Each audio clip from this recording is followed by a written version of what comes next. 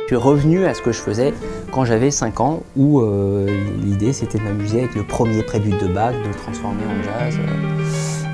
Et puis j'ai jamais,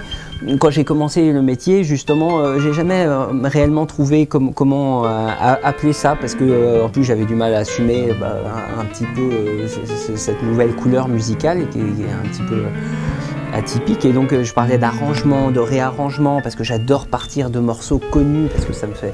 et puis j'adore faire rêver les gens, et donc je parlais il y avait une partie de création aussi, de créativité ou de recréation, parce qu'on part d'un morceau que les gens connaissent, et donc finalement j'aimais bien ce nouveau terme de récréation.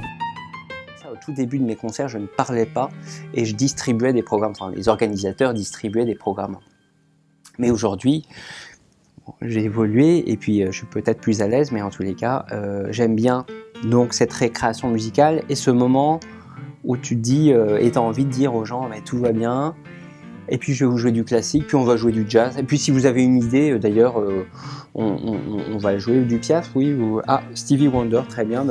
va faire du Piaf en Stevie Wonder, ou du Chopin, enfin bref, ça part dans tous les sens, mais j'adore ça, et puis on va les faire chanter, on va les faire danser s'ils veulent danser, et puis on va les faire rêver, puis en tous les cas, c'est une belle récréation que j'essaye de proposer, et qui peut ne pas plaire, mais j'en suis conscient, mais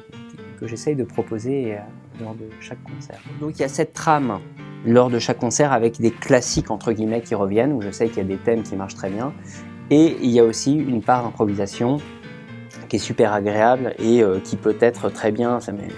déjà arrivé, enfin c'est un exemple parmi d'autres, mais je sais que récemment j'avais commencé, c'est un concert où vraiment les gens étaient hyper concentrés, j'ai commencé un nocturne de Chopin, c'était très beau.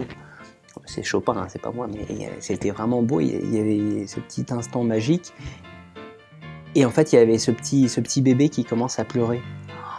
Alors, bon, je dis pas que ça casse, mais donc du coup, j'ai fait un petit interlude musical avec une petite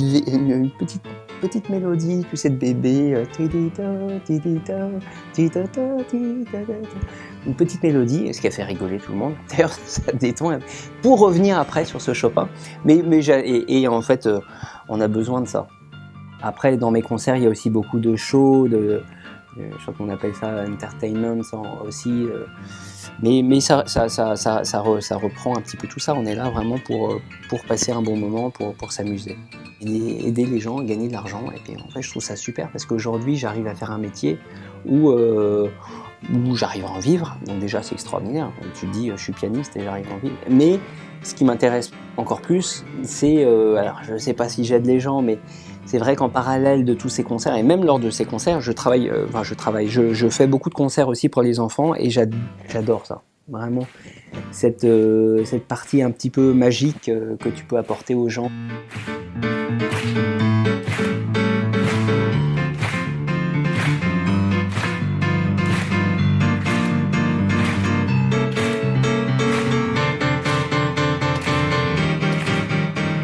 Ce qui est drôle, c'est que mes parents n'écoutaient pas du tout de jazz, donc j'ai découvert le jazz très très tard, et ils étaient plutôt dans la musique baroque. J'ai découvert le jazz par le ragtime à l'âge de 8-9 ans, et donc je dirais j'ai entendu beaucoup de Bach à la maison, et après j'ai découvert le jazz, donc là ça a été avec le ragtime, et puis avec le blues, le rhythm and blues, le boogie par la suite, mais le blues, notamment parce que j'allais avec mes parents à des soirées où j'étais dans la chambre des enfants, des amis de mes parents, bref, qui écoutaient du blues et qui jouaient de la guitare, et ça m'a un truc à 8-10 ans. Donc c'est vraiment ce qui m'a beaucoup influencé à la base, c'est le ragtime, le blues, et puis rapidement j'ai découvert Errol Garner, que j'adore, Oscar Peterson, Ray Charles, que j'adore. Donc s'il y avait des artistes, vraiment les artistes qui peut-être qui me fascinent le plus, ce serait Garner et Ray Charles.